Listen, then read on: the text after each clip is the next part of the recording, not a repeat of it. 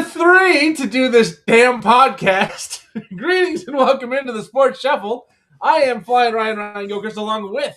Still, Tampa Motormouth, Joel Verlin, and yeah, I actually did a dry run through earlier today, as I said.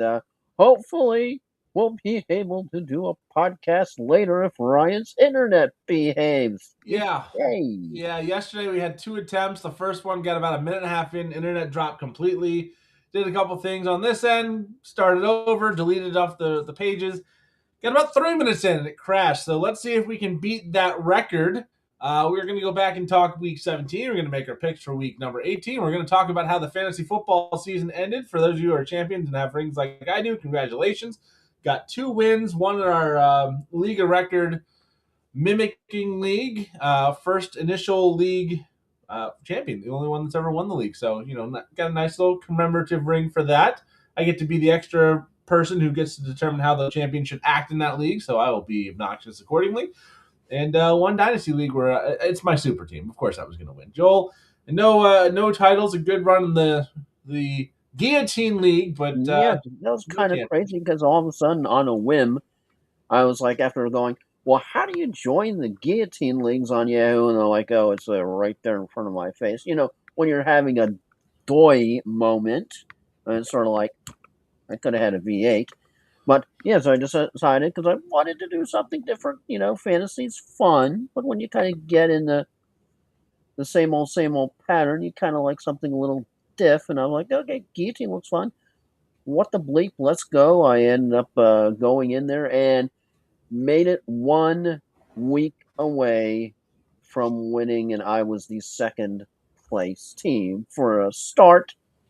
First ever. I think that's pretty damn good. It's not bad. I think I want to do a guillotine league next year, whether it's with you, with other people, or just complete strangers. I don't know. I'll be up for that. Don't really worry about it. But I got to cut back because a lot of leagues this year. I mean, some of them like a best ball and a co-manage where it's not as intensive. Well, some you're not as worried about, like the last minute work office league. Best ball is both good because it's literal set and forget. But if you don't get touchdown solid players, you realize, or you just get a bunch of injuries.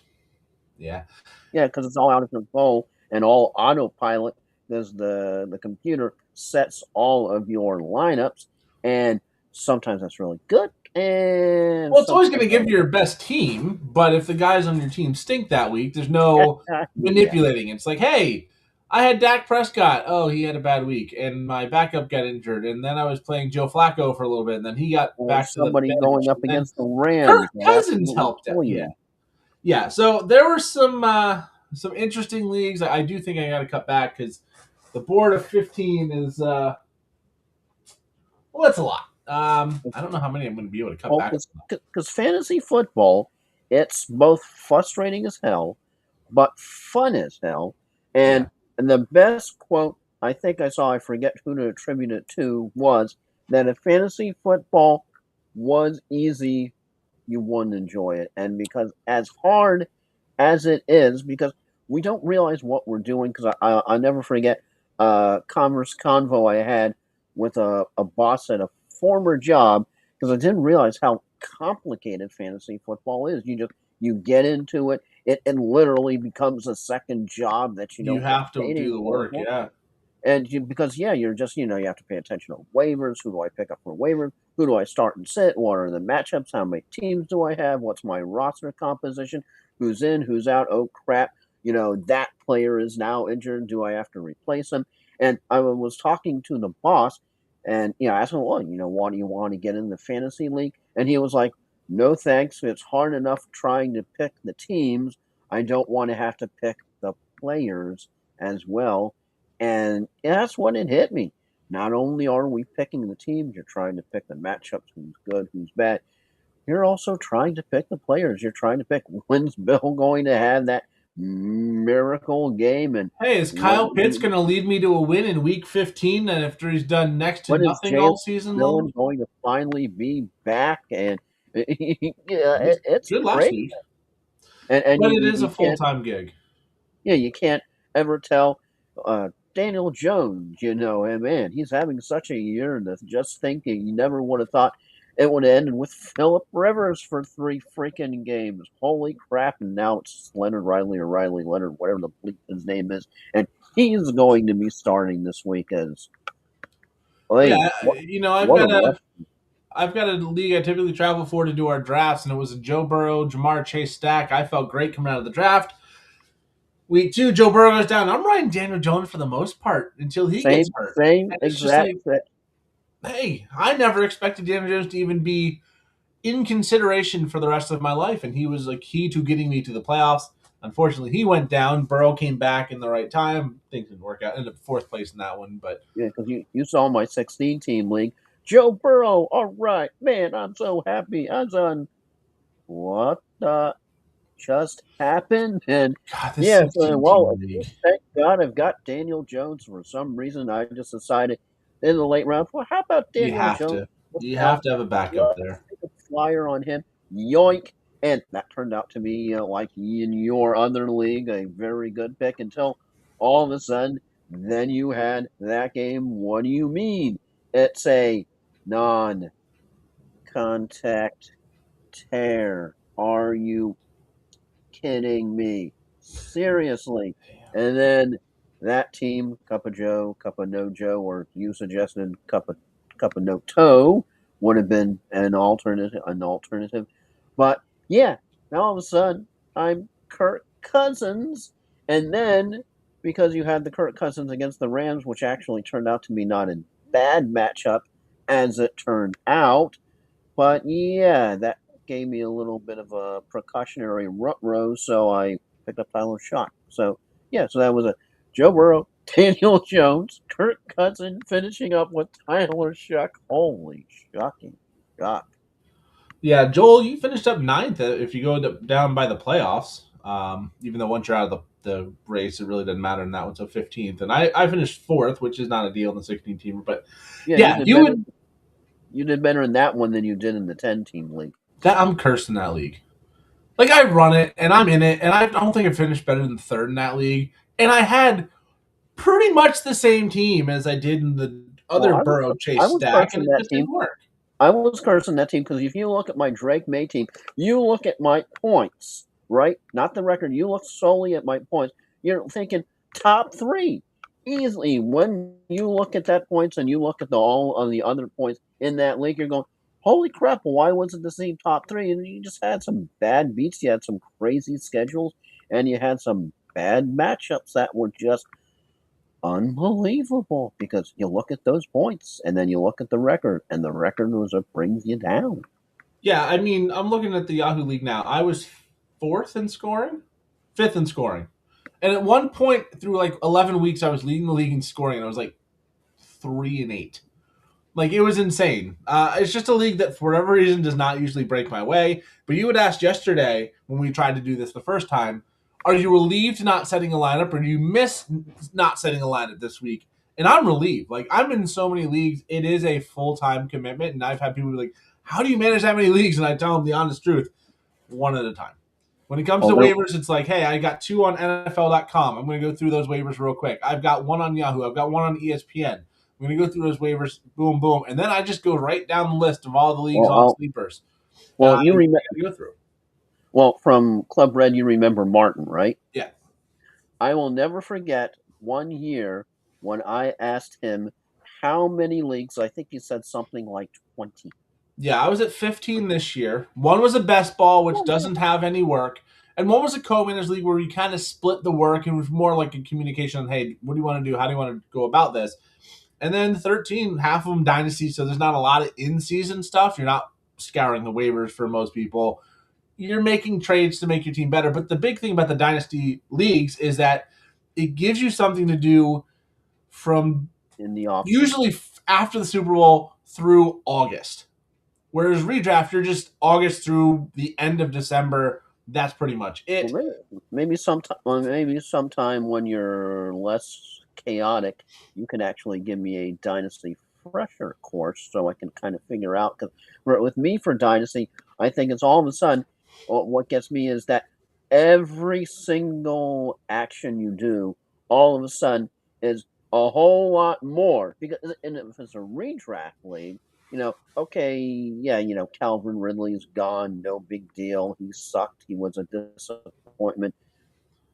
But all of a sudden, if it's a dynasty league, you're not only considering this season, somebody else could pick him up next year. What if he has a Nope. hot year all of a sudden? And then what do you do to replace him? Because all of a sudden, it's not just a case of, oh, let me go to the waiver wire. Because it's just dynasty adds on so many more Well, I dimensions can explain to Dynasty very easily.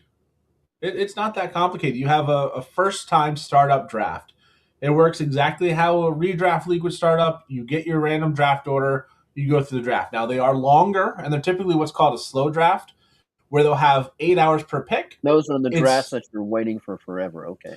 yeah, but it's one of those like, hey, I understand like these 11 people I'm in the league with have different jobs, different schedules. One of them, I know there's an overnighter on the West Coast. I'm a 9 to 5er on the East Coast time zone. So it works out to work. Yeah, it works out for that respect. Um, but it's basically a 25 round slow draft. It'll take a couple weeks at times, depends on how fast the teams want to play and how fast they're able to go. And then from there, all you're doing is drafting rookies every year. You'll get a set of rookie draft picks. Once you have your startup draft completed, whoever you've drafted, that is your team. If you do not add, drop, or trade anybody, all of those players will remain on your roster. Period. No one can take them. No one can get them off of your roster unless you drop them, you trade them, or you go to the waivers and pick somebody up. Then you can add to it. Oh, so the rookie draft is where you pick up people like Torrey McMillan or make a big move. Yeah. So you'll get, usually it's between 3 and 5 rounds of a rookie draft. You get one pick per round, and you can trade those picks for like 26, 27, 28, I think is what Sleeper will let you have right now, 3 years. You can trade those picks to get current assets to someone who's like, hey, I didn't draft a good team, or I've got a bunch of injuries. Yeah, They usually have deeper IRs. The thing that I tend to suck at most is because I can do the waiver wire, but I just tend to not be real strong when it comes to trading. Yeah, it's an art. It's something you really got to work on. And with Dynasty, again, there's a league that I led the league in points, ended up in the 5th place game. A little bit of a bad break in the first week of the playoffs, was a 3 seed, whatever. The year before I sold out, I had like 5 first-round picks, a couple in the second round. That's how I got Judkins. That's how I got Hampton. That's how I actually drafted Ashton Genty, traded him, got Achane and George Pickens and picks. And that was a big part of the roster. Later got Cam Scatterbo and traded, a couple picks. Cam Scatterbo was good for a week. Hey, he was really good when he was there. He's going to come back. He's going to be healthy. But you can play it really however you want. You can get aggressive. Hey, my team's overachieving. I'm going to go and try and get those 1 or 2 pieces that gets me over the top. Or, hey, my team's falling apart. Or I'm right in the middle. I don't know what to do. You kind of have to make your choices. It's a lot more freedom. And again, in May, in June for football, the most you're doing with fantasy in a redraft is trying to make sure everybody in your league is coming back and try and set a draft time. And that's if it's that early. In Dynasty, you have that rookie draft, you have off-season trading, you have that, okay, what do I need? Okay, I'm looking at my roster. I really badly need a running back or a wide receiver. Let me go try and get some trades to fill that one hole. Or, hey, I've got too many holes, but I've got Mike Evans. Mike Evans on the back end of his career. Let's see what I can get for Mike Evans to try and get me future assets kind of deal. So it's like running a proper franchise, whereas a dynasty or a redraft is, yeah, it's my franchise, but in 4 months, they're all going to go their separate ways. So a little bit different. They're all entering the transfer portal. Yes, pretty much. But let's go to the games from last week. We're just going to probably hit the scores real quick because we're already 15 minutes in. Hey, we haven't crashed already, so that's a good news. Yeah, no. Going back to Christmas. Quiet. We're hunting rabbits. Yeah, going back to Christmas Day, Cowboys 30-23 over the Commanders, Vikings 23-10 over the Lions, and Broncos 20-13 over the Chiefs. Not a lot to talk about there other than the fact that the Vikings dominated the Lions with no yards, pretty much. Yeah, because, are you already to the Vikings? Oh, I hit all 3 Christmas Day games. Go ahead and give your thoughts on all of them because they were kind of turnish. Yeah, for the first one, Lamb and Pickens were invisible. Turpin was a surprise along with Bill. If you didn't start either of those two, you were sad. Lions were just absolutely pathetic when, Brosmer got 3 net yards and they still won. Just, yeah, I think the Lions can take down. Did you see that Rob bulletin board somebody put up in Detroit? No. No, somebody actually put up a robbed bulletin board after the Steelers Detroit game. And Hmm. after that one on Christmas, I think they can take it down. And Yeah. the final one, other than just how utterly sucky it was for Christmas, you're trying to figure out what the last name of the Chiefs quarterback was and how to pronounce it because all 3 games were torture. You nailed it. Yeah, they were. I mean, Oladipo, yeah. they were competitive. The Cowboys Commanders was fairly competitive, even though the Cowboys were ahead the whole way. Broncos Chiefs was just, it was competitive. It was a close game. Just wasn't necessarily an entertaining game. Then we go to Saturday. We're going to talk both games real quick. Texans 20-16 win over the Chargers, and the Ravens 41-24 win over the Green Bay Packers. And hello, Mr. Derrick Henry, who just if you had him in your fantasy championships, you were probably pretty happy. He Yeah, led me to a bronze. Summing up the Ravens and Chargers, the Texans and Chargers, excuse me. The Texans sprung the trap card, illegal Hulk contact, which sealed the freaking game and was an absolutely sucky way for that game to an end. I'm sure you would agree. Yeah, it's not great. Unfortunately, when the refs make those calls, even if it's a good call, you don't like seeing it determine the game. And I think I can summarize the Ravens Packers game by just going choo choo, because here comes the Henry Express. You can sum the Packers Ravens game with the Packers got run over by the Ravens coming home on Christmas Eve. You can say there's no such thing as Derrick Henry, but if you watch Tom Grotzi, you believe. Yeah, over 200 yards and 4 touchdowns. Again, if you had him in your fantasy championship week 17, you probably are very happy with the results. Harbaugh finally figured it out. Hey, if I start Derrick Henry, we win. Yeah, I don't understand. And there are Ravens fans that want him fired. I'm just like, he's been such a good coach for so long. I'm looking at Miami with Mike McDaniel, who's maybe going to stay, maybe not. If they let guys like Tomlin and Harbaugh go, Miami needs to be aggressive and go get one of those guys because they're better coaches than McDaniels. But either way, let's go to Sunday. We'll kind of go through these a little bit slower, Joel. I'm just going to kind of read off the score. You can go into any details you want. Seahawks 27-10 win over the Panthers, a big result for your Bucks. We'll get to later. Yeah. But the Seahawks 13-3. Yeah, Bucks can help, but ultimately it may not matter in the cruelest fate of all. Yeah, we'll get to that here in a little while. Bengals 37-14 win over the Cardinals. Since they've been eliminated, they've looked like a very dominant team. And that defense in the second half of the year, the defense has been much, much better. Keep in mind what the Bengals defense is doing right now as we get into 2026, because they could be a very good sleeper for next year's worst to first style team. Yeah, and how dominant the Bengals were flying. Just look up the highlight of Joe Burrow eating a waffle. Yeah, I saw that today. During the game, eating a waffle, just coming back to the line and having his lineman. Oh, you got some crumbs on you. Oh, okay, sorry. I mean, that's how bad a day it was for the Cardinals. As yeah, you had the Bengals, you were probably happy. Yeah, Jamar Chase, Joe Burrow, 2 touchdowns combined, and Burrow had another massive game. Chase Brown once again as well. The Steelers had a chance to win the AFC North if they could just beat the Cleveland Browns and avoid us from having to watch Pittsburgh, Baltimore on Sunday Night Football. I knew it before it happened. If Pittsburgh lost, that was going to be the Sunday night matchup. And our Sunday night matchup is Pittsburgh and Baltimore because the Cleveland Browns pulled the 13-6 upset over the Pittsburgh Steelers.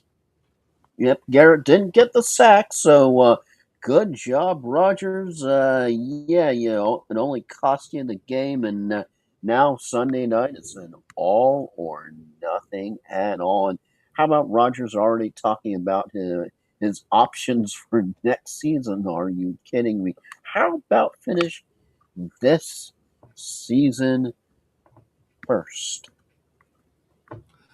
I don't know if Aaron Rodgers is worth bringing back for most rosters, but maybe Pittsburgh doesn't have a better option. Who knows? Jacksonville, 23-17 win over the Colts, ending the Phillip Rivers era, second era in Indianapolis, as it will be Riley Leonard next week in Week 18. The Colts were eliminated from playoff contention with this loss and the rest of the results from the week. Jaguars still have a shot at the 1 seed. They have a shot at every seed in the AFC playoffs other than the 4 seed. Just for this game, it's just thank you, Grandpa Rivers. You just helped make the 2025 season that extra crazy, and something you didn't need help, but we got it. Next up, your Bucks look bad. Oh my good God! I can't believe they lost to Quinn Ewers. Yeah, we'll talk about the Dolphins a little bit more in my final thought, my thoughts for the future of the team. But the Dolphins 20-17 win in a game they were dominating for the most part. The Bucks did try and make a comeback late in this game, but a little too late. And the Dolphins and Bucks are now both 7-9, and there was a point in time I think the Bucks had a 6-game lead over the Dolphins or a 5-game lead over the Dolphins when the Dolphins were like remember when Pepperidge Farm members. Yeah, and the Bucks, I mean, I know Baker's injured. I know this defense is falling apart, but guys like Bucky Irving, Emeka Ibuka not stepping up. Chris Godwin had a massive game in this one. He was very, very good, but really Mike Evans late tried to keep him in it. Then you had the onside kick that you guys got, so that's all she wrote. Yeah, unfortunately for your Bucks, they did not capitalize on the opportunity to tie Carolina in the standings, which would have made it a true win and get in next week. But they will still have a shot at the playoffs, even though they are currently third in the NFC South. For my Bucks, all I have to say is just I don't know what to literally say about this team anymore. How do you go for all that talk early in the season that the Bucks were considered to possibly go to the Super Bowl to all of a sudden they don't even have control over their own flipping destiny and they could miss the effing playoffs even if they win? Yeah, we'll get to that scenario as we get to the games for this week.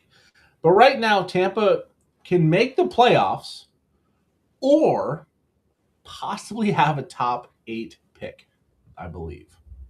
Like that's insane because everybody else they can't make the playoffs.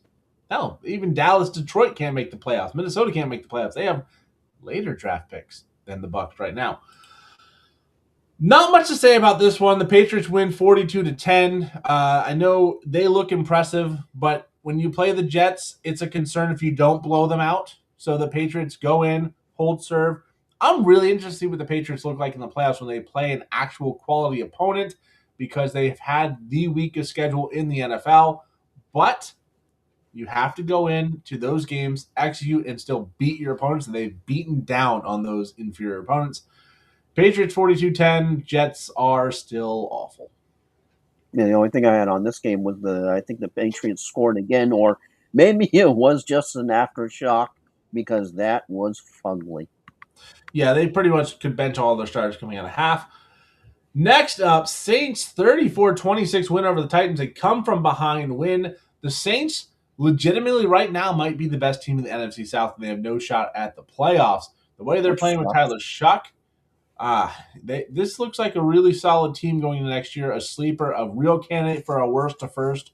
I think that's going to be the popular pick for the last place team to win the division. I think we're on like a 9 or 10 year streak of at least 4 new teams in the playoffs. I think the Saints are going to be that next year.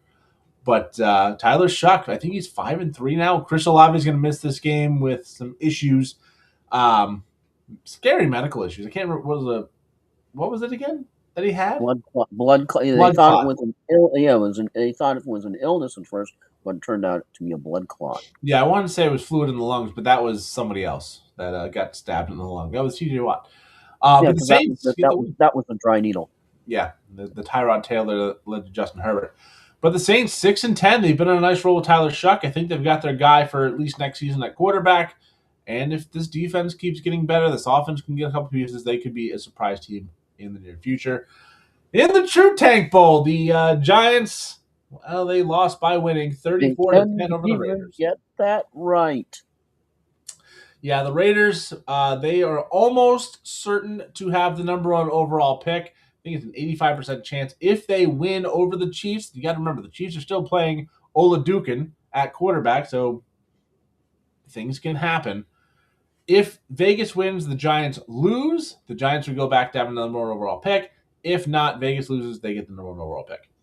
Yeah, Giants can't even tank right, and at least the Raiders did something right by tanking after pissing Max Crosby off. Yeah, that was dumb.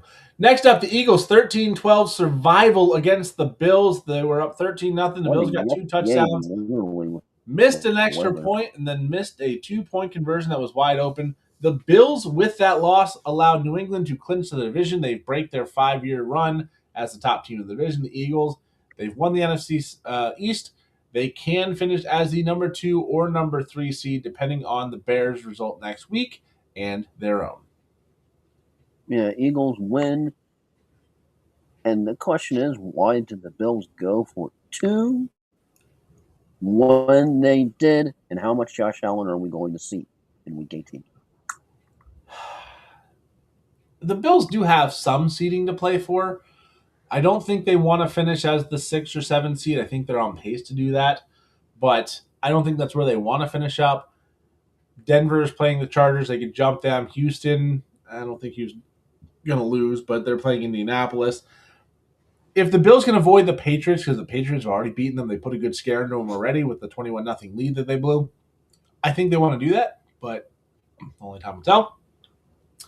Next up, game of the week, the Niners 42-38 shootout win over the Chicago Bears. Both offenses in this one look fantastic, but the defenses, that's going to be a problem when they get to the playoffs. The Bears are right now the 2 seed with the NFC North wrapped up. The Niners are the 5 seed, but they play Seattle week 18, to determine the number 1 seed. If the Niners win, they'll be the 1 seed. If the Seahawks win, the Seahawks will be the 1 seed. Yeah, the one play to show you that this game, how good the Niners are, was right after Brock Purdy has a pick 6 from the Bears defense. Literally, the next possession. Just right possession. down.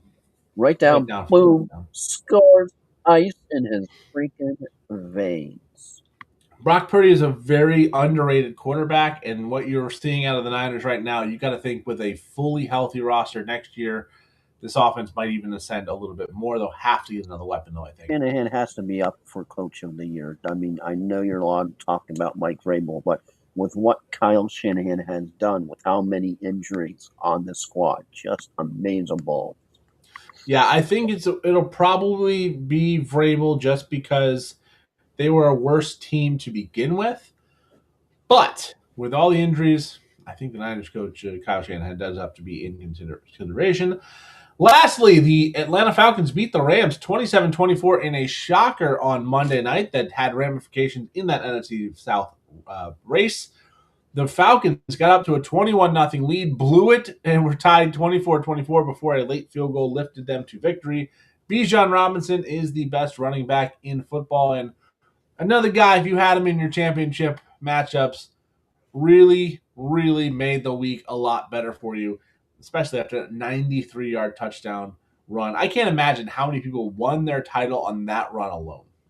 Oh, yeah, that was just insane, and you were just absolutely stunned that the Falcons did not falcon this one away.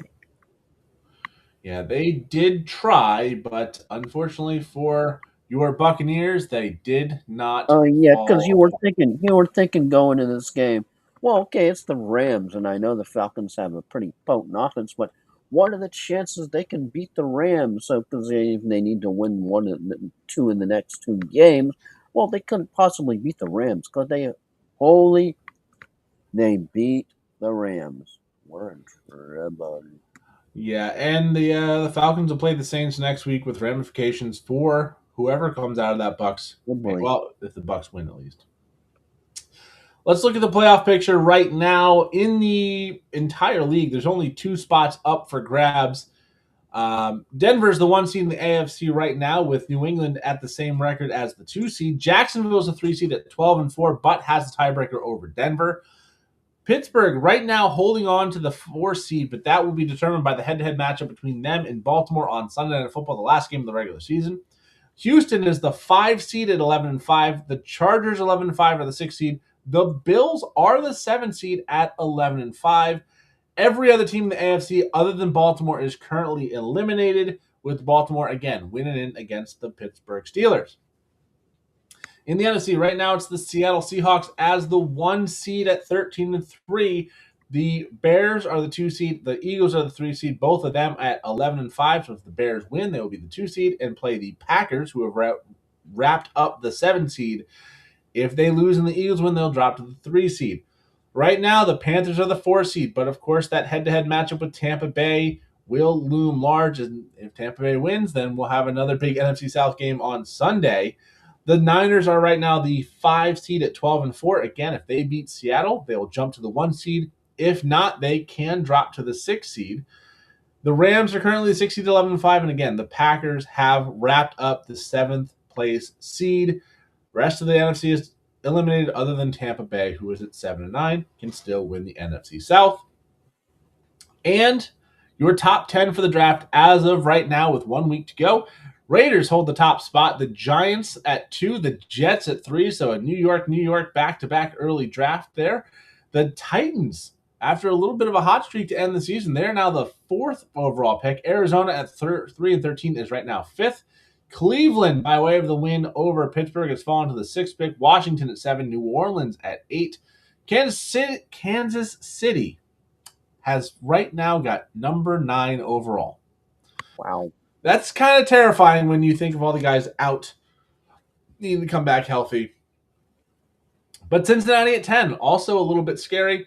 The Dolphins at 11. Atlanta right now holding the 12th overall pick, but that has been traded to the Rams. So the Rams could have a top 12 pick and the 5 seed. Tampa Bay right now would be the 13th overall pick. Of course, this will change with a win. Dallas at 14.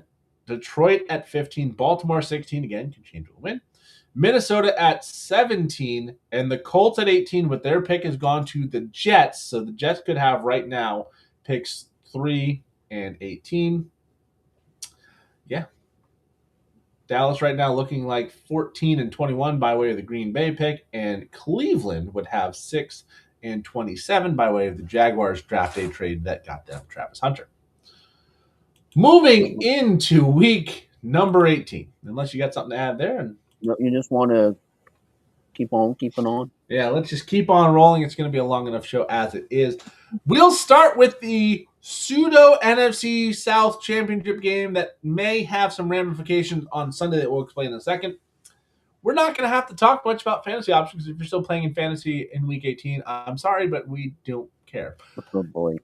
Carolina 8-8, Tampa 7-9. If Carolina wins this game, they win the NFC South. If Tampa wins this game, it will come down to the result of Atlanta and New Orleans. If New Orleans wins, the Bucs with a win would win the division. If Atlanta wins, the Bucs cannot win the division. It will go to the Carolina Panthers, win or lose. Big game. This one is in Tampa Bay. The last one was in Carolina, so a little bit of an advantage for Carolina. But the Bucs have really been struggling. Neither one of these teams have looked great. Joel, who do you got? Bucs, believe it or not, Ryan, opened -7, but are now -2.5 favorites. -7 was a ridiculous line to start. Yeah, because you're trying to figure out how you would have that much confidence in the Bucs. But yeah, I know you have a lot of talk about the Panthers. How much can you really trust the Bucs? I'm picking the Bucs here solely for the reason that if you don't have enough, you're a homer and you want it.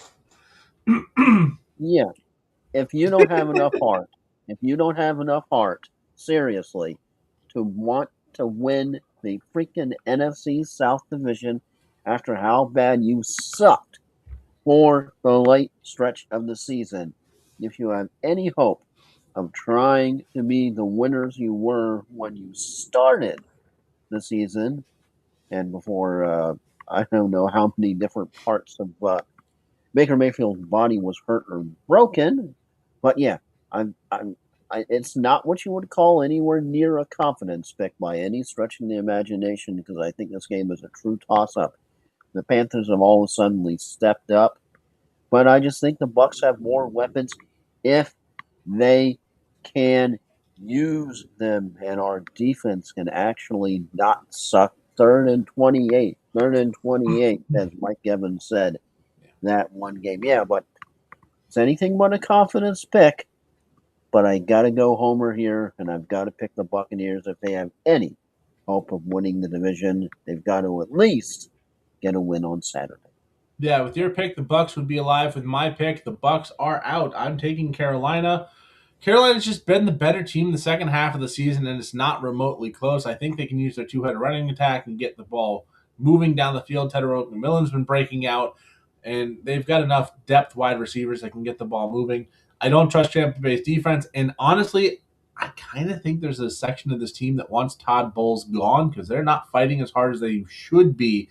As you said, if you don't have the heart to try and win this division, I don't think it's hard. I just don't think they have the will, the desire to fight for Todd Bowles the way you're seeing teams like Atlanta fight for Raheem Morris. After he had Miami. the expletive-laced rant Yeah. when he just went nuts. I mean, you see Miami after they got rid of Chris Greer, they've rallied around Mike McDaniels. Like, no, this is our coach. We want him here. You see it with Atlanta. You've seen it with guys like Minnesota. You've even seen teams like Cleveland that are bad teams. They're still fighting hard and winning games over better teams. You're not seeing Tampa Bay do that. You're seeing them blow big leads. You're seeing that defense roll over and die too often. In Carolina, I got to be honest, a team that hasn't made the playoffs in 10 years or a team that's been perennially on top of the division, which team do you think is going to be hungrier to get into the playoffs? Dave Canales, the revenge game. Been division relevant since what? Cam Newton? Cam Newton, 2015, when they made the Super Bowl and lost to Denver, was the last time they were in the playoffs.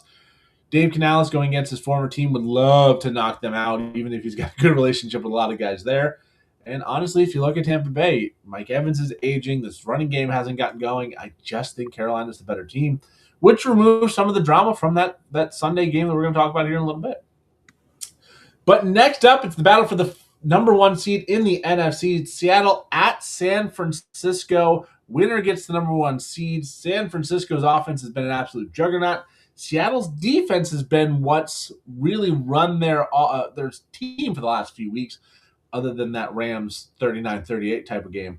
Seattle, though, the question I have, and this is where my mind went first, was we've seen Sam Darnold play well with the Vikings. When it got to crunch time, he wilted. Will that happen with Seattle? Is the team around him better than it was in Minnesota? What's going to happen? So, Joel, where do you see this game heading? Seahawks opened 4.5 underdogs, but switched, Ryan, to 1.5 favorites. And also something I know with your question that I will address after I say this with Schefter reporting and George Kittle, who missed last week's game versus Chicago due to a sprained ankle, told reporters, quote, he'll absolutely play Saturday night versus Seattle in a game for the NFC's number one seed. Yeah, that's kind of like Lamar Jackson. That's like, duh, of course they're going to play. What you brought up a very good question because you look at the game and you look at how the Seahawks have played during the regular season. They are a very dangerous team, but they're also a one-dimensional team because if you can shut down JSN, that's the prime target for Sam Darnold. The 49ers definitely have far more weapons than just one focal point. They've got a defense that's lost Bosa, that's lost Warner, and still have somehow managed to step up. And your question is definitely which way you're going to go. And all of a sudden, it's turning from December, it's turning into January. And that's turning from regular season into crunch time. And I don't know if I buy Sam Darnold as much in January as I buy him in December. Got to blow 49ers here. I have my doubts about Sam Darnold as well, but the last few big games, like the one against the Rams, he did eventually show up. And San Francisco's defense has not looked good. You've allowed guys like Luther Burden to take off, Colston Loveland with the Bears to take off. Yeah, guys you're not necessarily, guys you're not necessarily thinking are great players. Josh Downs and Alec Pierce for the Colts with Phillip Rivers lit this defense up.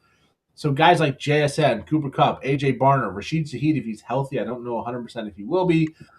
Then you've got the two-headed monster of Charbonnet and Walker in the backfield. I think there are enough weapons, and this San Francisco defense is worrisome. I don't think the San Francisco 49ers have a realistic shot of winning the Super Bowl. They might be able to make a run, especially if the 5 seed. They play the winner of the NFC South. Then they move on to, I don't know, maybe it's the Bears. Maybe it's the Seahawks. See who they got in the second round. Depends on the rest of the matchups. I think Seattle gets it done mostly on the defensive side of things. I think this is a lower scoring game, which favors Seattle. If this becomes a shootout, I like San Francisco's chances a lot more, but I think Seattle's defense clamps down. They focus on shutting down Christian McCaffrey, who did miss practice this week with some back issues. A little bit alarming if you are a fan of the 49ers, have him going on the injury report now when he's been healthy all season long. I think Seattle just steps up and gets this done. Next up, the game that in your pick will matter greatly for who wins the NFC South. For me, it would already be determined. This would be a useless game. New Orleans at Atlanta. New Orleans is 6-10, but they are arguably playing the best football in the NFC South the second half of the season. I think they're 5-3 with Tyler Shuck, like I said. So 5-3 in the back half. Right now, the leader in the division is 8-8. So 5-3 run is pretty good. Atlanta, though, they've been this weird, bizarre. Are they the good Falcons or are they the bad Falcons? They beat the Rams. They beat the Bills. They beat all these teams. You're like, how did you beat them? And then you had that Panthers game that they couldn't get past the 30-yard line. You lose 30-0. You play a team like Miami and they smoke you. And it's just like, what is going on with the Falcons? So I don't know. No, Chris Olave is going to play a role for the Saints, but I think they can get away without him and still have this be a competitive game. Joel, what are your thoughts? Yeah, just all of a sudden, as a Bucs fan, when you hear no Olave, you're like, oh, not ideal. Yeah, because Olave is the main target for Tyler Shuck, just hanging. He can't pass it to himself, for Christ's sake. But yeah, and you saw how that Falcons game ended up, how that Falcons team did just last week against a team that you're going, okay, there's no way they can possibly beat the Rams. And holy effing crap, they beat the Rams. They did it. All of a sudden, you've got Bijan, you've got Drake London, you've got Kyle Pitts, you've got Tyler Algier. Kirk Cousins looking like a good quarterback again. Yeah, all of a sudden, he's looking like prime time Captain Kirk as opposed to washed up Captain Kirk. And as much as the homer in me wants to pick the Saints, wants to root for the Saints, I just can't. You look on paper and you look how dominant this Falcons team has been recently. I have to pick the Falcons. They opened up minus 4.5, went down to 3. I'm still picking the Falcons because I just can't see, without Olave, without Kamara, how one-dimensional the Saints are going to be, and the Falcons, whose defense has improved, can stop them, and win, which is not good for the Bucs. I'm taking the Saints. I think Audric Estime had a good week last week. I think he can continue. I think Devin Neal can play well. Juwan Johnson's going to have to step up in the passing game with Deshaun Bailey and the ragtag bunch of players the Saints have been using. But Chris Olave hasn't been, 10 catches, 150 yards, and 2 touchdowns every week. He's been a good role. He's been a good player, but he hasn't been the reason they've been winning. It's Tyler Shuck willing this team to victory. Atlanta seems to be a on again, off again, on again, off again. They've won 3 in a row. They are due for a down week. And at the end of the day, it just feels like a game that, especially if I'm right and Carolina wins, Atlanta's motivation to be like, oh, we can knock Tampa out of the playoffs. With that gone, I don't know if they fight the same way they did against Tampa Bay or against the Rams. Good point. I kind of think if the Panthers might flip the switch the other way. And I kind of think if I had to pick the Tampa Bay Buccaneers, I would pick Atlanta as well, like exactly what you did. But since I think Carolina's going to win that game, I think the motivation's gone. I think the Saints have something to prove. They can get ahead of Tampa Bay or tie with Tampa Bay and Atlanta. I don't know how the tiebreakers work offhand in that scenario. But if they can have a 3-way tie after being projected as like a top 2 or 3 pick at 7-10, Tyler Shuck looks good. This coaching staff, Kellen Moore coming in, has changed the team, changed the culture. They can go into next season and be ready to go. And I think there's a lot of motivation for the Saints, win or lose, depends on how that, regardless of how the game Saturday goes between Tampa Bay and Carolina, where Atlanta, the motivation is only to play spoiler, and that may not be there. Next up, the battle for Ohio. It's two teams that there's not a lot to play for here. It's Cleveland and Cincinnati. We're not going to break too much down. Who do you got? Yeah, opened up as Bengals favorites 8.5, went down to 7.5, not surprisingly, since the Bengals have a more proficient offense than the Browns do by far. And how about, you gotta love Ryan, Joe Burrow on facing Myles Garrett with the single-season sack record on the line. Unlike Aaron Rodgers, this is what Burrow said, quote, "I'm not going to go out of my way to not let him get the record. I'm going to go play football. There's going to be situations where a sack is the best of the bad outcomes of that play." And that had to be a shot at Rodgers. I mean, that had It to. was.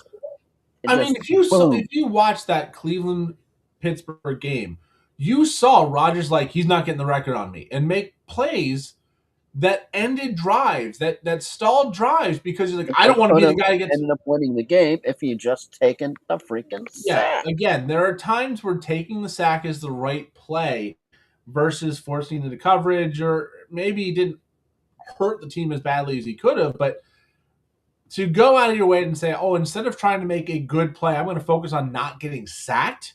That's a problem. We saw that last week. And I think Joe Burrow has got the right mentality. One, he's been sacked by Myles Garrett before. His name's already in the Halloween graveyard that Myles Garrett puts outside of his house in the Halloween era part of the year.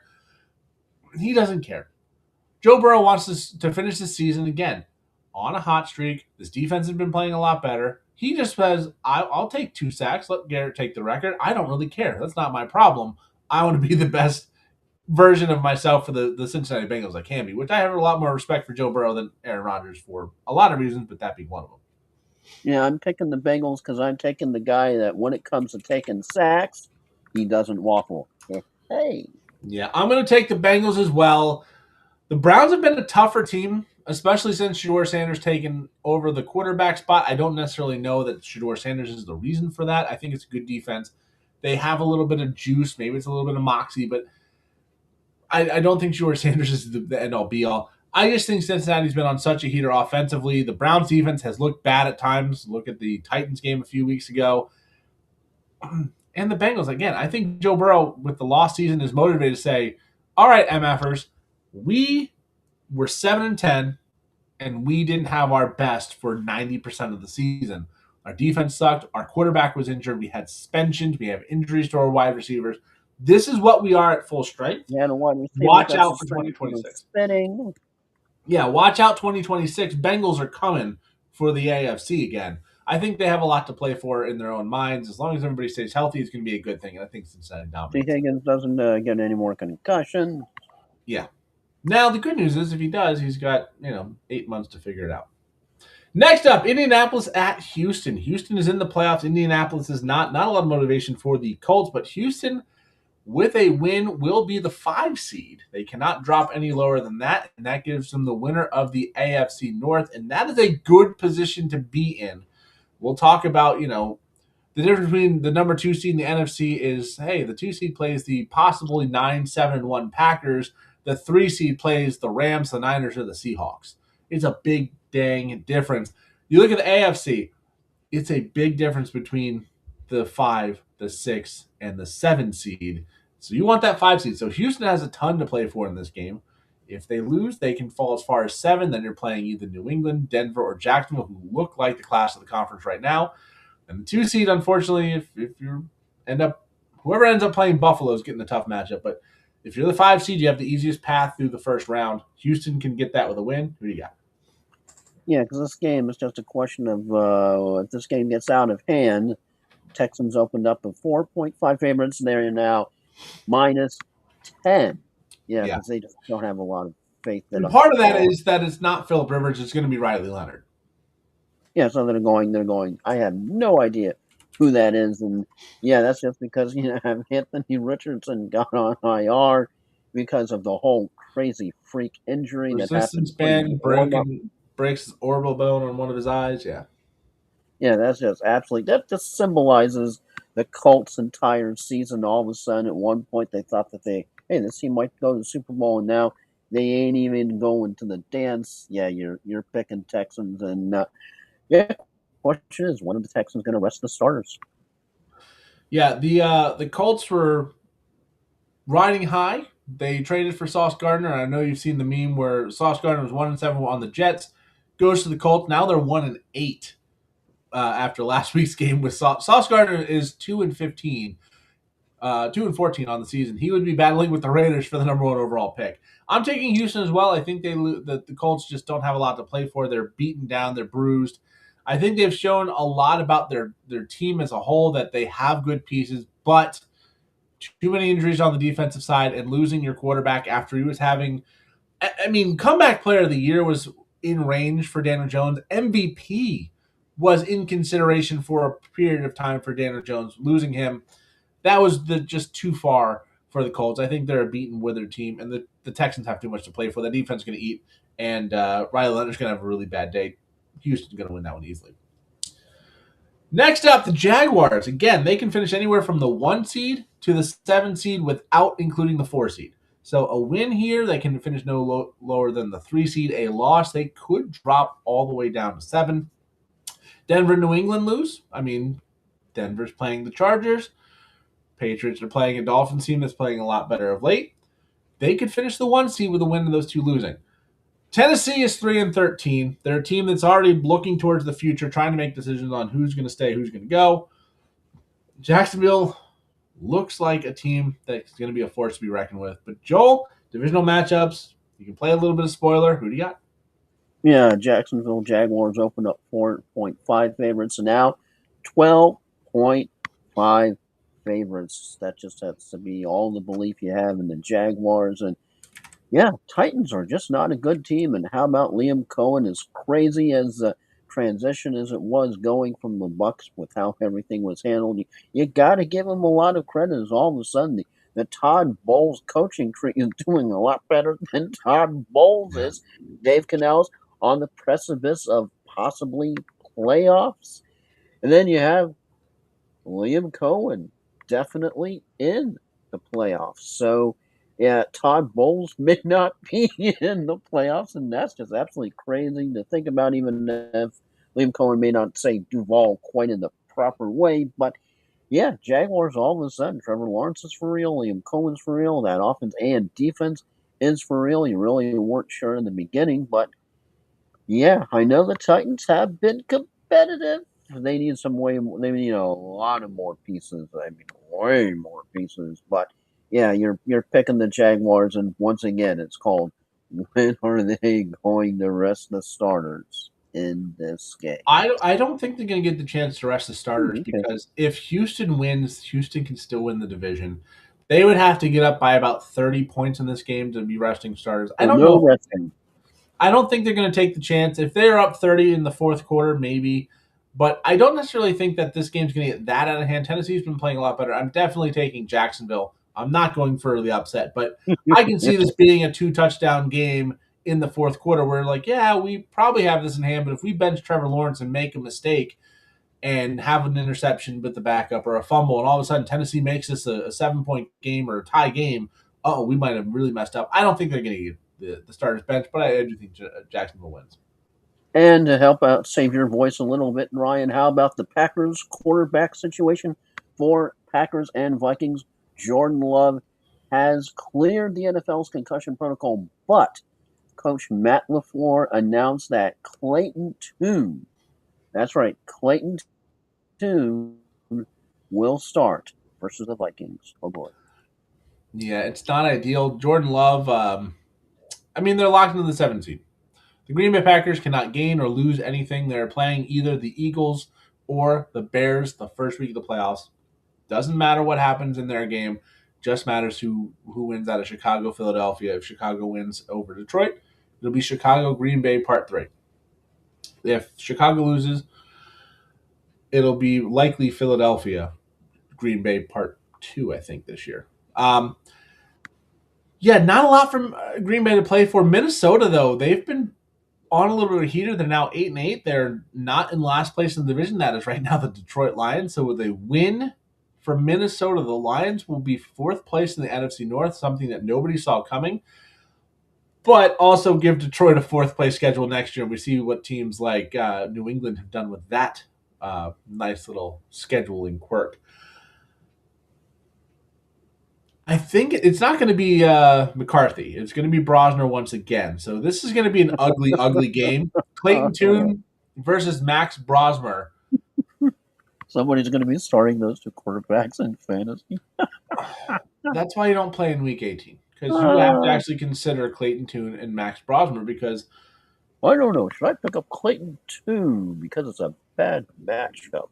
yeah, I mean, Buffalo can sit their starters if they want. They're playing the Jets. Like Dallas could. There's too many. Who do you got in this game though? Green Bay, Minnesota. Yeah, this game had the Vikings open as 1.5 underdogs, but then minus 7.5 favorites because, of course, of the quarterback change.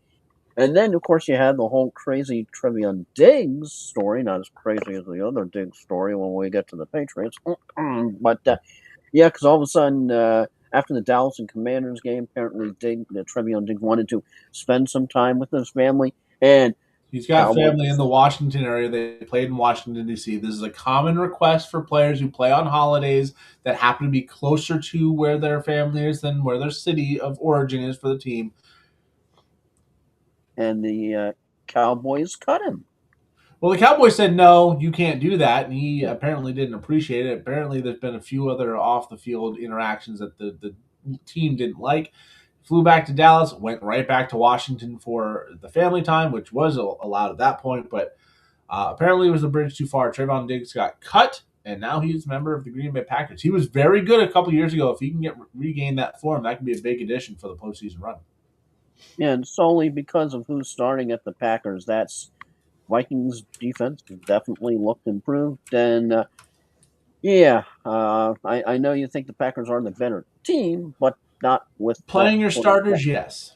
Behind not third place emergency quarterback. So, yeah, because they've had so many freaking injuries, I got to pick the Vikings here.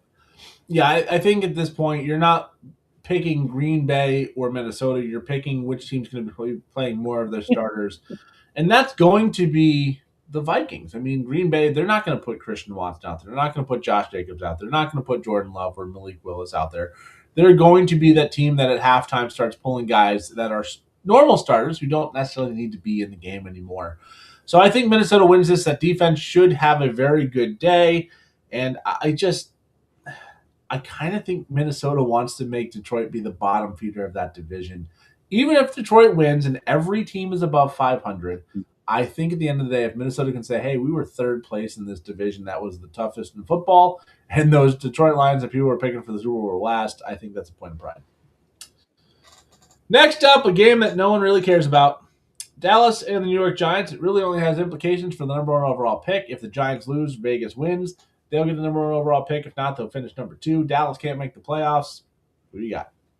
Yeah, the ticket prices, Ryan, are the are true indication of how much this game absolutely just no one gives a what about.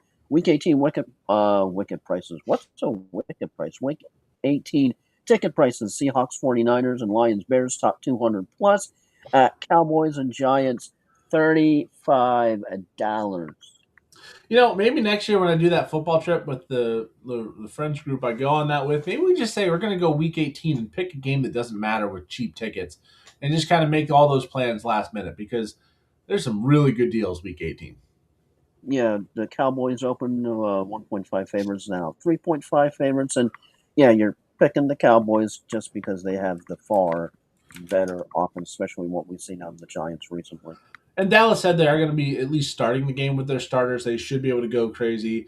The Giants, they've got a very bright future with Neighbors, Scatterville, both on IR coming back. Looks like Jackson Dart's the quarterback of the future. His Ole Miss Rebels are making a run in the college football playoffs, so good for them as well.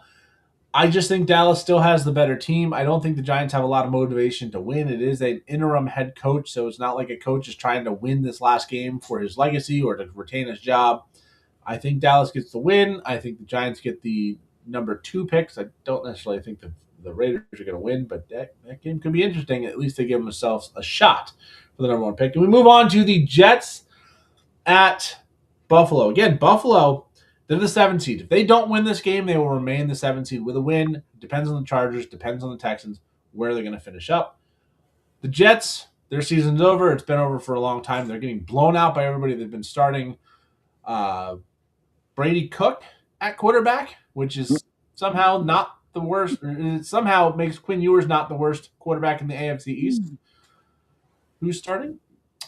Yeah, but the Bills have a lot to play for, at least in theory. Maybe this is a team that might start benching players at halftime if they see Houston and Jacksonville well in control, because why rush Josh Allen if we're not going to be able to move up? That's the risk if you do play fantasy this week is, hey, James Cook, hey, Josh Allen, hey, Dalton Kincaid, our best defensive players. Ride the pine for the rest of this one. We're going to come back next week and play the 2 seed either way, get some rest. But Joel, who do you got here? Yeah, just for the second straight day, Bills quarterback Josh Allen did not practice due to his foot injury, and it is now setting up for him to rest during Buffalo's regular season finale. Yeah, he may not play at all. So the Jets. So, yeah, that being said, I still have to pick the Bills. I think of the two offenses of what we've seen this year, even without Josh Allen, low scoring, ugly affair, but at Orchard Park, you got to pick the Bills. I mean, usually when I say this question, it's a very easy answer for Buffalo, and I think it still is. Which quarterback would you rather have? Normally, when you say Josh Allen, that's the right answer, but this one might be Mitch Trubisky or Brady Cook, and that's still a pretty clear Mitch Trubisky to me. I think it is. So I think Buffalo, even with the backups, can beat the Jets, and even if they don't, it's not going to be very impactful, but I'm taking the Bills as well. Yeah, Bills opened up minus 9.5 down to -7. Yeah, and that's just Josh Allen, but I don't think it's going to matter much. Next up, Chicago, a big game for them. Again, with a win, they are the 2 seed. They will play the Packers the first week of the playoffs. I think they want to play the Packers once again because they want to be able to say, we not only won the division, we not only beat you twice this year, we also knocked you out of the playoffs. But Detroit is a team that they've got a lot of pride. Detroit, they're not going to want to finish below 500. With a win and a Minnesota win, the entire division will be above 500, which is feather in the cap of the division. Detroit, with a loss, will finish last in the division, 4th place schedule for next year, which sets them up for a big year. But the Bears have a lot to play for with that 2 seed looming large. A loss will give Philadelphia the inside track and make that playoff run. Again, the 2 seed is playing the Packers. The 3 seed is playing the bottom team between Seattle, San Francisco, and the Los Angeles Rams. That's a much, much more difficult matchup. So a big game for Chicago. Detroit, I think that if there's a team in the league that relishes playing spoiler, Detroit is probably the biggest one. Remember a few years ago when they knocked Aaron Rodgers out of Green Bay and out of the playoffs in a game that meant nothing. Yeah, just the Lions' circle of life right now just really hasn't been too kingly by any stretch of the imagination, as their song more likely be prepared from the Lion King, because that's what they need to do, is a little bit more preparation, as all of a sudden you had a season that just everybody was picking them, that the Lions go to the Super Bowl. Lions are a dangerous offense. Lions are really missing Ben Johnson. All are true. Who's on the Bears. So, yeah, and Lions probably going to be without Amon-Ra, the sun god. Got banged up in that towards the end of last week. Again, re-aggravated whatever it was that knocked him out for a while when he was trying to come back to the Thursday game. Already don't have Sun God, don't have Sam Laporta, so everything is trying to focus on J-Mo right now. Jahmyr Gibbs, David Montgomery. Just all of a sudden, the Lions that had an offense that had way too many mouths to feed, all of a sudden you have 2 less mouths, and they're a little bit more predictable, and you have the mind that used to run them on the other side more than ready to finish them off. And if the Lions were full strength, if they had all their weapons, if they had Sam Laporta, if they had the Sun God, if they had all of it, they wouldn't be in this position either. Yeah, so, and especially it's at Soldier Field. It's not at Ford Field. I I gotta pick the Bears because I know you're thinking that Lions can help knock the Bears down a little bit, but yeah, all of a sudden, Bears are the ones doing more roaring this year. Bears opened as 1.5 underdogs. Now they're -3, and I think Vegas is feeling the same way. Yeah, I'm sorry, Dan Campbell. You said it was you missed your shot. You're right. I'm picking the Bears. I'm going to take the Bears as well, but also I can see this team for Detroit, while they have a lot of pride, if this gets to be like a 14-point halftime lead for Chicago, why are you going to risk guys like Jameer Gibbs and Jared Goff when you already have all those guys out for next season? You don't want one of those guys to tear an ACL and then miss part of next year.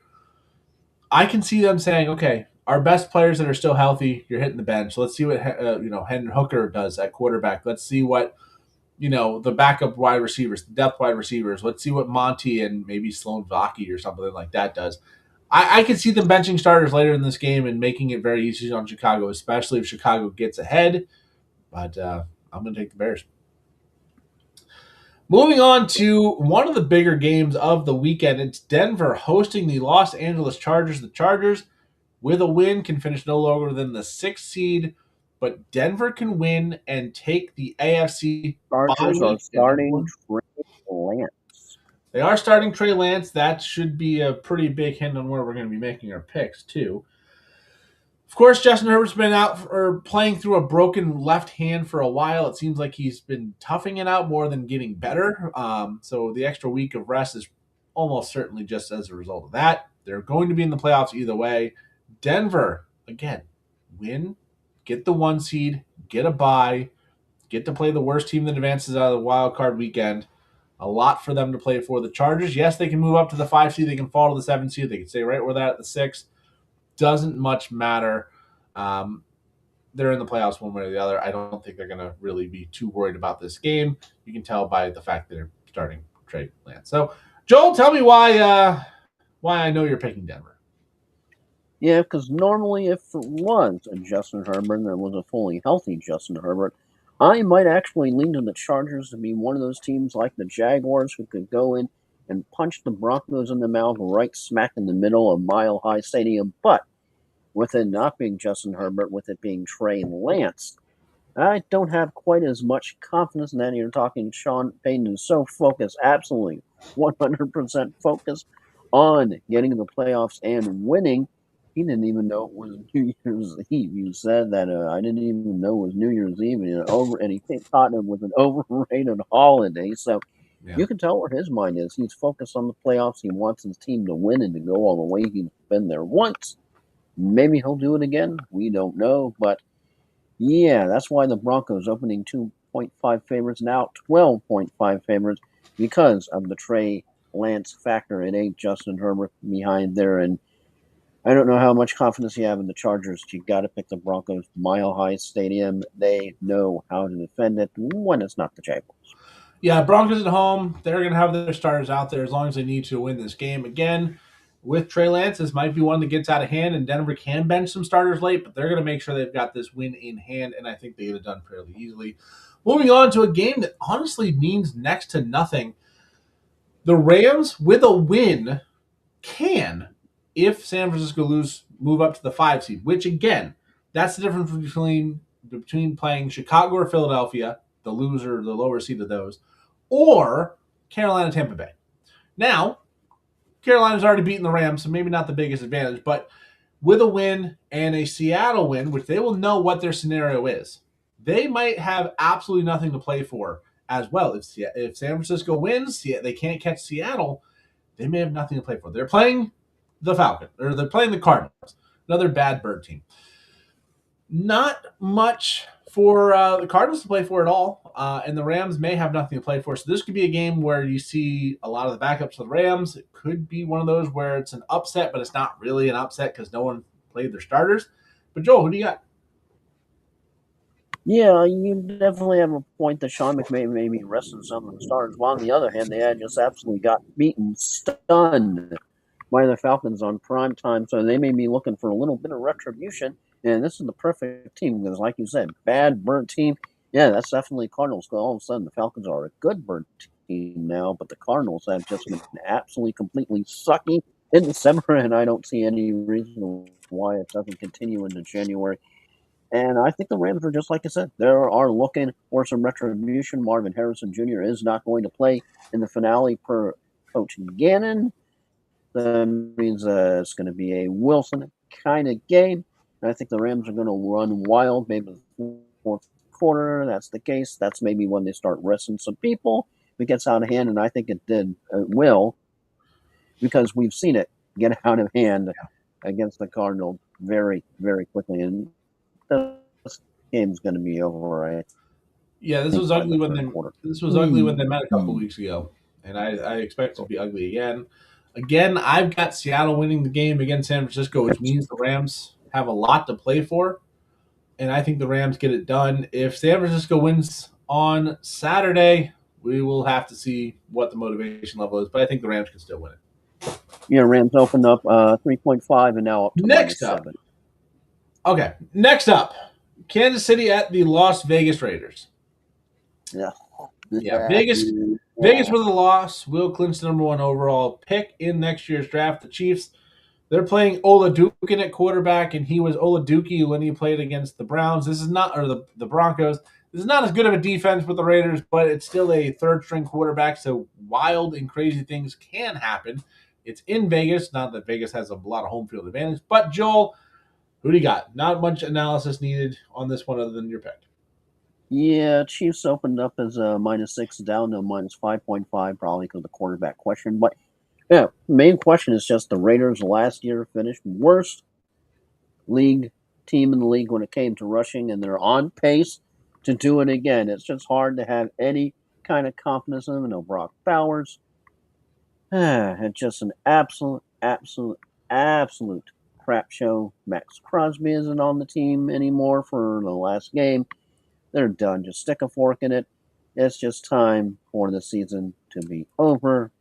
And yeah, we're picking the Chiefs. Even as bad as they are, even though they don't have Rashid Rice, we're still picking the Chiefs. I'm taking the Chiefs, but I don't know why the back of my head is screaming the Raiders are going to steal this game.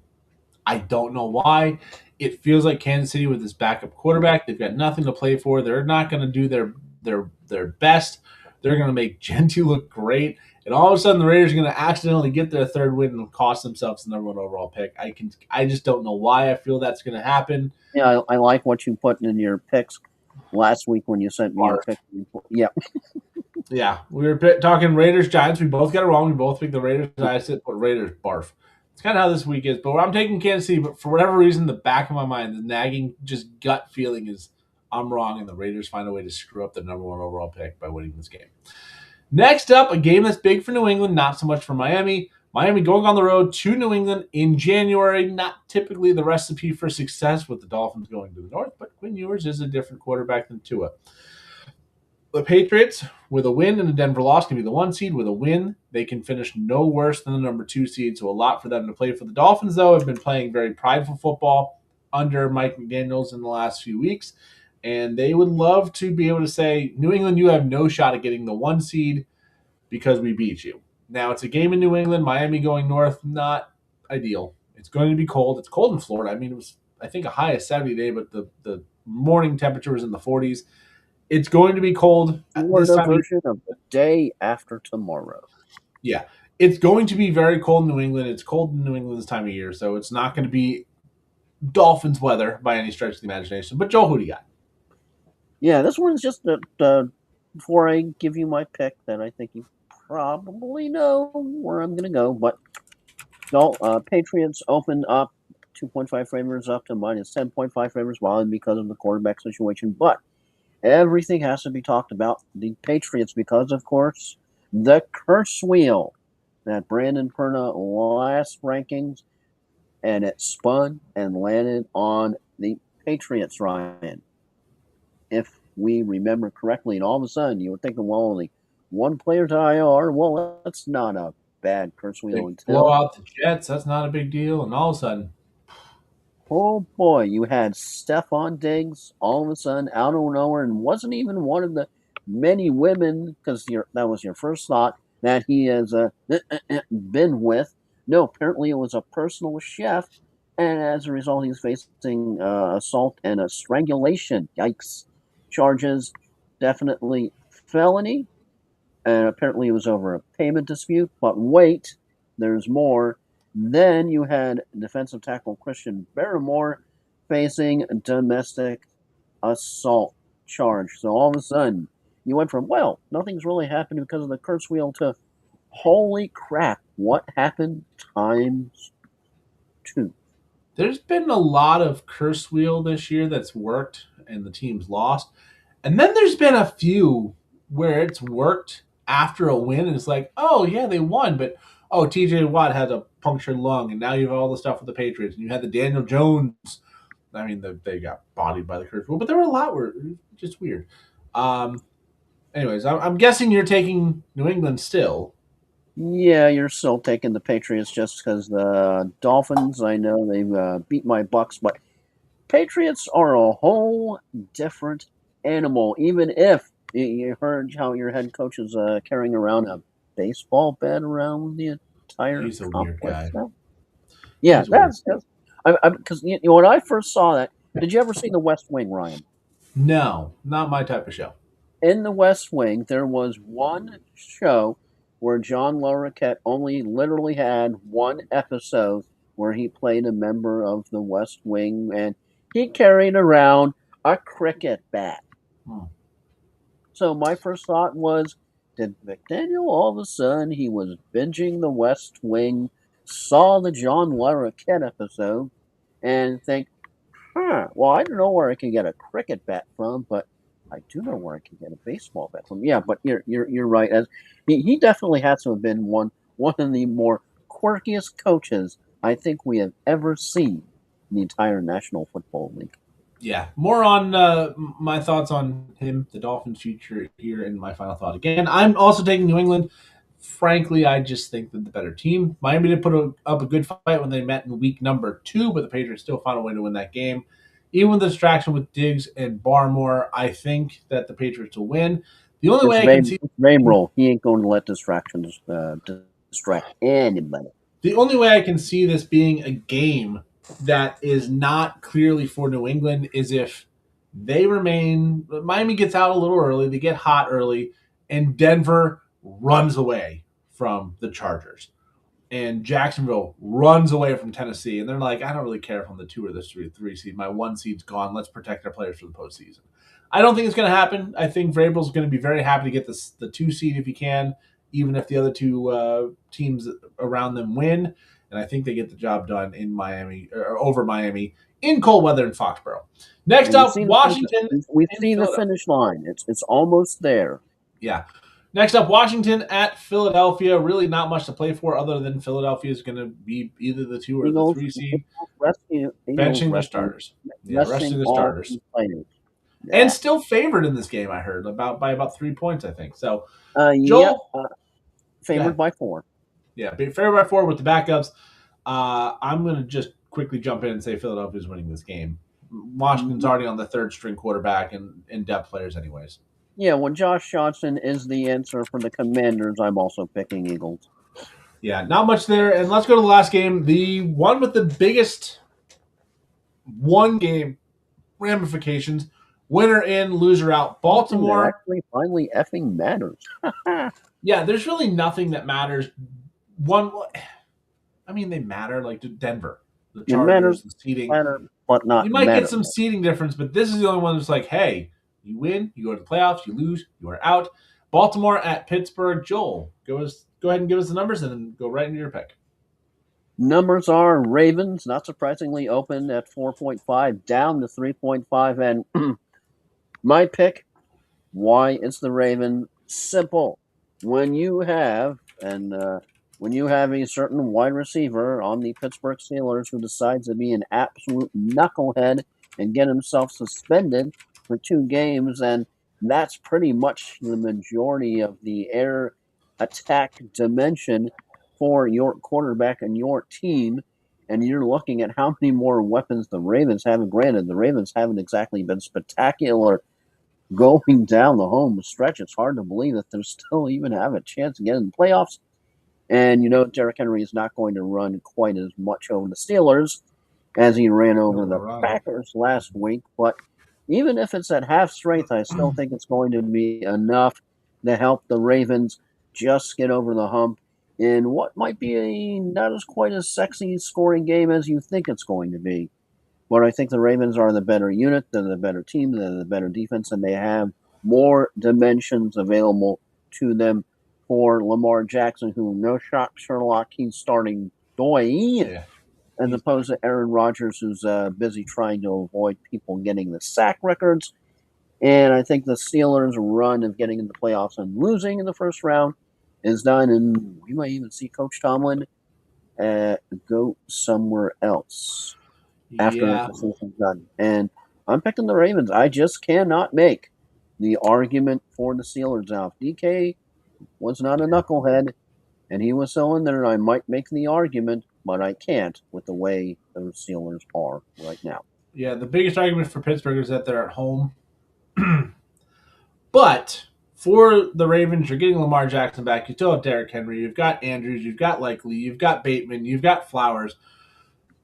For the Steelers, you've got Warren and Gainwell have been good, but you've got Roman Wilson, Adam Thielen, Calvin Austin. You've lost Darnell Washington, who broke his arm last week, so it's Jonnu Smith and Pat Freiermuth. The weapons on the Baltimore side are better. The defense for Baltimore has come up much bigger of late. They're more consistent than the Pittsburgh Steelers have been. And frankly, if Rodgers is already looking for what his options are going to be for next season, I think he's kind of written off what's going to happen for the rest of this season. And I'm going to take Baltimore as well. All right, we're at an hour, 20 plus minutes. So, Joel, let's go right into final thoughts. Final thoughts, trying to put 2025 in a nutshell. Yeah, just have to bring up the crazy sound bites. Number one, Breece Hall. We shot ourselves in the foot, then we shot ourselves in the head. Of course, Cam Ward, we asked, that has to be without a doubt. Quote of the year. Definitely, because anytime it says, well, what do you think of your team's performance? Yeah. Then, of course, you have, Brandon Ayuk driving by the stadium. Still surreal that he just decided to not show up in his contract, and guarantees were just voided like that. Gone. But still the craziest. Oh, yeah, and then you had, of course, the punch in the gonads. Then you had Jamar Chase spitting. And, of course, you had Jalen Carlin and Dak Prescott getting into it way in the start of the year. But the ultimate has to be DK Metcalf having an altercation with a fan, getting suspended 2 games, and one of those 2 games is an all or nothing at all game. That's going to more than likely knock the Steelers out of the playoffs because your wide receiver decided to go all cray-cray. And, apparently there's a history between DK and the fan, and don't call DK by his real name. I don't think I would want to have somebody that big mad at me and want to go after me and punch me. No. So, that's just 2025 in a nutshell. We didn't have anybody rip their shirt off and quit mid-season, but somebody punching somebody in the stands is a pretty darn close second, and that's my final thought. Yeah, it's been a wild year, especially when you look at teams like New England, Jacksonville, Carolina possibly coming in and making the playoffs out of nowhere. I think we've got Seattle's going to make the playoffs that didn't last year. San Francisco. It's been a wild and wacky year for me. We're going to talk final thought, and that's going to be the Dolphins' future. Obviously, being a Dolphins fan, I have my opinions. The greatest in the land. Okay. So there's a lot of talk about Tua's $66+ million dead cap for next year, which the Dolphins are going to be eating that dead cap because they cannot keep him around. If you keep him around and Quinn Ewers or whoever other quarterback's going to be struggles, they're going to be like, well, put Tua. You're already paying him. Put Tua in the game. Get Tua off your roster. He was a mistake from the time you drafted him. I'm not a heavy drinker, but as soon as we drafted Tua, I went straight and got a hard drink because I'm like, I need to be somewhat buzzed to deal with this news. Because even though I'm not a big fan of Justin Herbert, I knew Herbert would be a better player than Tua. I would rather have Joe Burrow, but of course he wasn't falling to 5. But what you need to do is Quinn Ewers has looked good. Not great, but he's looked good against Tampa. He looked good the week before in a loss against Cincinnati, at least in the first half. He's looked good enough. Defense recently. Yeah, he's looked good enough. What the Dolphins should do, and I don't know if they will because you have to have a lot of foresight to do something like this. You tell Mike McDaniel, hey, y'all are bringing in Troy Aikman. Troy Aikman, yeah, whatever. I don't care about that at all. So here's what I think they need to do. They need to say, McDaniel, Mike, you're going to be our coach for the next 3 years. We're committing to you, or whoever else. But I think McDaniel's a good coach. We're going to commit to you for the next 3 years. Next year, Tua's gone. We're going to be in cap hell. Quinn Ewers, you are our quarterback for 2026. We want to see if you are the next Brock Purdy or if you're the next 7th round Jag who needs to go and be a backup somewhere for their entire career. If he is the guy, a la Brock Purdy, Tyler Shuck, you can get by on the rookie contract like you need to do and get through the 2 years, almost $100 million dead cap. Again, $66 million for Tua and then about $33.5 million in 27 dead cap to get rid of him. You're going to have to eat it. There's not much of an option. But in 26, let's see what we've got in Ewers. Let's see what we can build around him in the draft. Don't go get a quarterback. Don't get some speedster wide receiver. Go get him an lineman. Go get some defense. Go get him actual help and say, hey, are you able to be the guy? If he's able to be the guy, the Dolphins will be just as good or better than they are right now. And if not, they'll be drafting in the top 5, top 6, maybe even top 3. Go get your franchise quarterback in the 2027 draft when the cap hit is a lot easier to swallow from Tua's contract. Go do that. Keep Achane, keep Waddle, sign them for the best deal you can, and build this team around. What about Tyreek? Do you bring Tyreek? Tyreek's gone. Tyreek is gone. I think he retires, honestly. I think he retires, which is good for the Dolphins because that means that cap hit goes away. If we cut him or whatever else, you have a dead cap there as well. Another reason you just say, hey, if we're going to have a $66 million plus whatever Tyreek's dead cap is, we're going to roll with Quinn Ewers and keep the coaching staff that this team's playing hard for in place. And then you really plan for that 2027 draft and just get the best you can in a couple of years. I don't think it's going to be great with Quinn Ewers. I don't think he is going to be the answer, but he's looked good enough in the last 2 starts. He'll probably look decent against the Patriots this weekend. He's going to look good enough to get a shot. And if he's that good, then let him roll. Give him a full season. Give him and Zach Wilson. Maybe Zach Wilson is the next, hey, the New York team made a mistake by letting this guy go. Maybe that's the next answer for the Dolphins. But you've got a couple guys there you can at least kick the tires on, see if they can be the next franchise guy. And if not, 2 years down the line, you can trade some players, get more picks, and really build this team out when the dead cap starts to go away. That's my final thought, and we're just under an hour and a half. So we're going to wrap this up pretty quickly. I am Flying Ryan Ryan Gilchrist along with Tampa Motormouth Joel Verlin. Back next week to talk playoff football. Playoffs? It's here. And with that,